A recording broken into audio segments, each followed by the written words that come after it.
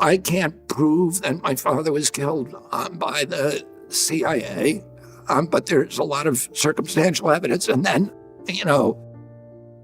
there's a lot of other circumstantial evidence, and particularly with Sirhan's background and his trial, there's a lot of, and the cover-up.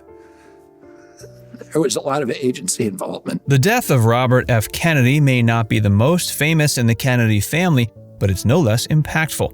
It came right after the death of Martin Luther King Jr. America was divided and needed a common enemy. The court found one and prosecuted him for the assassination. Not everyone believes that version of the story anymore, though, not even RFK's family. Keep watching to hear RFK Jr. name the shooter who actually killed his father. The RFK Assassination. It was 1968 in the USA. The Vietnam War was raging, leading to anti-war protests. Martin Luther King Jr.'s assassination was the light that blew up the powder keg. Robert F. Kennedy, brother to President John F. Kennedy, announced his presidential bid. There were hopes he could cool the country down and find a way to fix the division. He won the California Democratic primary on June 5, 1968, and delivered a celebratory speech. He left for his hotel with Paul Schrade, the regional director of the United Auto Workers, who'd helped him gather support for his campaign. They were shaking hands when all hell broke loose over the joyous occasion. Both men were shot. As Paul remembers it, quote, "The TV lights went on. I got hit. I didn't know I was hit. I was shaking violently and I fell. Then Bob fell. I saw flashes and heard crackling. The crackling actually was all the other bullets being fired." Witnesses reported that the last thing RFK did was ask if everyone was okay. He was conscious when his wife Ethel, who was pregnant with their 11th child, came rushing to his side. RFK died at 1:44 a.m., June 6, 1968. Paul was shot in the forehead, but the bullet bounced off his skull. 4 others were wounded. The trial. When a major political figure goes down, the public wants to know who to blame almost immediately. The RFK assassination led to a conviction as quickly as possible. Sirhan Sirhan, who had a .22 revolver on him at the time of the assassination, was captured and put into custody immediately. Hotel maitre d' Carl Uecker said he grabbed his wrist and pinned him down after 2 shots, and he continued to fire wildly. Another waiter at the hotel and one of RFK's aides also said they tried to pin him down as he fired off shots. There was evidence against him. He confessed to shooting Kennedy in the 1969 trial despite not remembering doing so. He also claimed not to remember writing "RFK must die" in notebooks at home. He'd taken hours of target practice 2 days before the assassination and had a gun on his person at the hotel. He also waited in the pantry for 30 minutes after asking if RFK would be there, which suggests premeditation. However, one important detail was brought up during the trial that threw everything for a loop. The debate about what it means still rages. RFK's autopsy shows he was shot at point-blank range from behind. Sirhan was standing in front of him the entire time. Defense lawyer Grant Cooper didn't bring up the fact that Sirhan may not have fired the fatal shot. He focused on trying to convince the jury his client had, quote, diminished capacity and wasn't in his right mind at the time. It was the best way to avoid the death penalty. He did achieve that aim, but may have not reached the truth. The Second Gunman Hypothesis. There's been a prevailing hypothesis for years that while Sirhan might have been involved in the assassination, he didn't shoot the shot that killed RFK. Powder burns were found on RFK's jacket and hair, indicating a shot fired at close contact. Witnesses claim Sirhan never got close enough to put a gun against his back. The much-argued theory is that another gunman other than Sirhan pulled the trigger.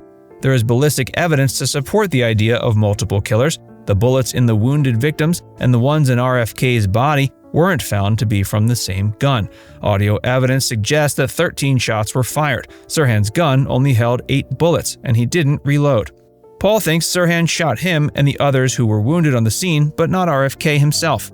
Other than RFK Jr., he's been the main person trying to support the Second Gunman Hypothesis and get the case reopened. Who was the second killer? RFK Jr. has become convinced that the second gunman theory is the correct version of events. He believes Sirhan was merely meant as a distraction from the real gunman. He said in a 2023 episode of Club Random that after poring over the evidence for months, he believes he knows who that second gunman may be. He said with conviction, "That man was almost certainly Eugene Thane Cesar, who was a security guard who had been hired the day before. So they already knew when he got the job, he already knew my father was going to be at that hotel. His full-time job was at the Lockheed plant, and before that he had worked at another defense plant, which was Howard Hughes' company. And he had top security classifications at that plant. Lisa Pease, who's a researcher, has found documents where he self-identifies as a CIA agent. He ended up leaving the country. He was very outspoken against my father.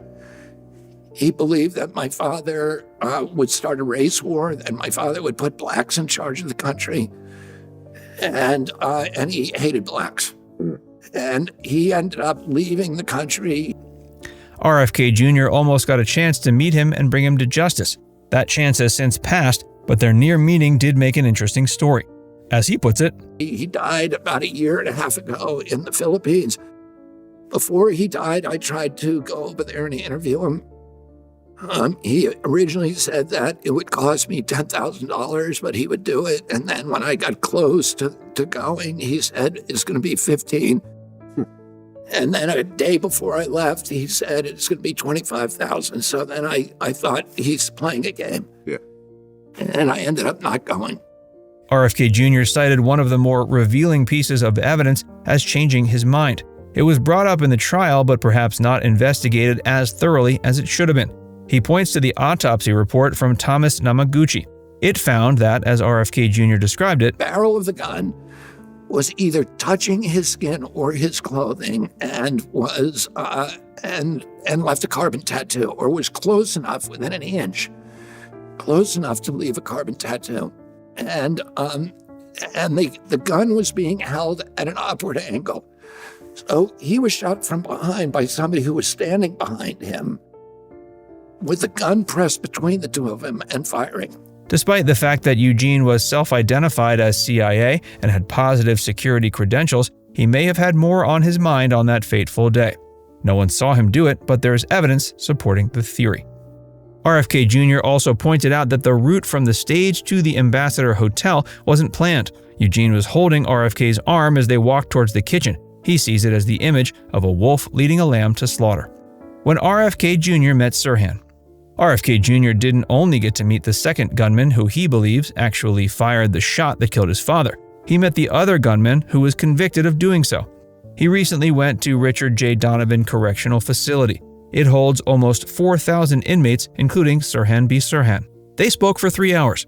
RFK Jr. needed information, and he believed that speaking to him openly was what his father would have wanted him to do. As he said, quote, "I was disturbed that the wrong person might have been convicted of killing my father. My father was the chief law enforcement officer in this country. I think it would have disturbed him if somebody was put in jail for a crime they didn't commit." What now? Robert's not sure if anything will change because of the facts in his investigation. It adds evidence to support the second gunman hypothesis. Unfortunately, it isn't enough to prove it yet. Most of it is still circumstantial, and it needs another look by professionals to see if it holds up.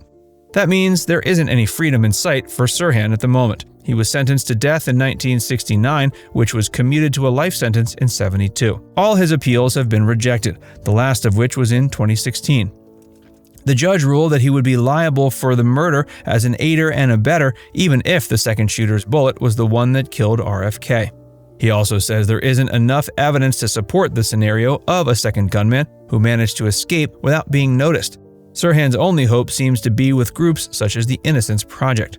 RFK Jr. still supports a call for a reinvestigation of the assassination. He's even gotten other family members on board. His sister, Kathleen Kennedy Townsend, is beginning to support him. She says he makes a compelling case and agrees that the investigation should be reopened. The second gunman hypothesis doesn't provide all the answers. Only the true killer knows what actually happened. it does give a compelling enough reason to fill in the holes in the original case and look a bit deeper into the death of a beloved political figure. Now it's time to hear from you. What do you think is the most dramatic political assassination story of all time? Let us know in the comments section below.